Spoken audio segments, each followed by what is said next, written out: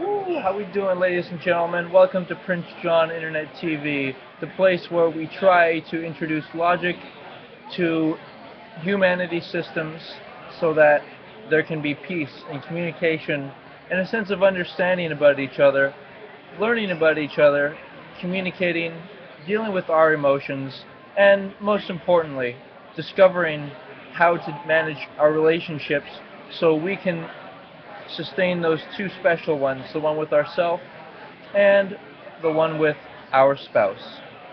So, here we go. Although it seems righteous, it may be disadvantageous to society to sustain the life of somebody who will never experience a connection to a spouse as a result of perhaps physical or mental deformities that render them irretrievable to medical science and restrict them from being able to work or engage in sexual intimacy. I'd like to suggest that when individuals try to support the life of said misfortune person, they're treating them like a pet or like entertainment, since they can't fully live their lives on their own. And it may be more courageous to let them go via what do you call it? A, it's a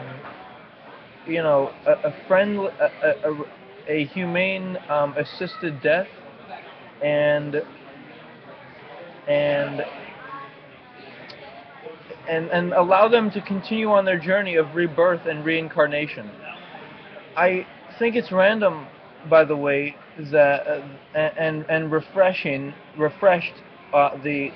that every life, and that one doesn't accrue karma from life to life.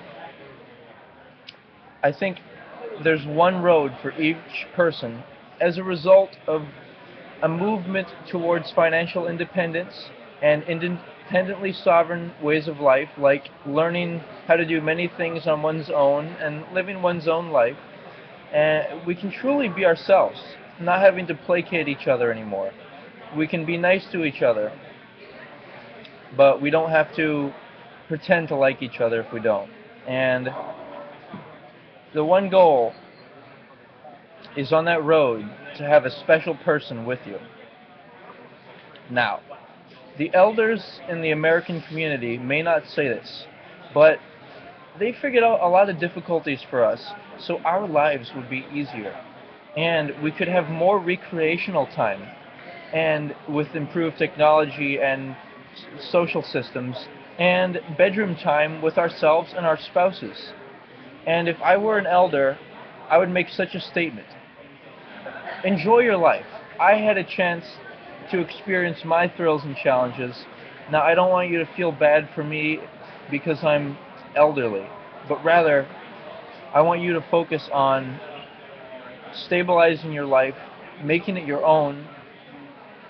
Driving a nice car is fun, but I really think that what that is it's an extension of trying to impress others. And if after analysis we would consider the concept of impressing others to suggest that we want to make others feel better, and to make a person do something is a form of control. We can't make others. All we can do is present them with a viable product or service, offer it to them. And I know that you might consider this to be too impersonal or too detached, but I'm a very joyful person, I believe. I smile often, I feel content, and it goes beyond, transcends your average happiness. A happiness that occurs as a result of getting a new job, or something. This is not luck that I'm dealing with. I'm dealing with logic. I'm dealing with the light work meditation that I do, that I find to be quite effective at arranging my life in so that I might best learn and may best serve a purpose to myself and others. A lot of stuff I'm throwing out here for you, but take it in. Replace it replace it.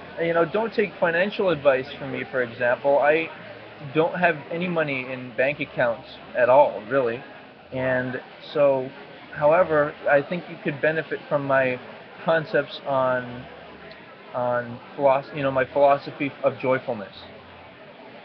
So, and communication, by the way. I think conversations and other leisurely activities like drug usage, things that you do to improve your mood, besides things like exercising, which are practical. I think these mood improvement things are somewhat unsustainable and inefficient ways to achieve satisfaction. Because after all, although it's fun to have a brotherhood, when it really comes down to it, the only thing I think I want to do when I see other women is not really talk, but enter into the bedroom.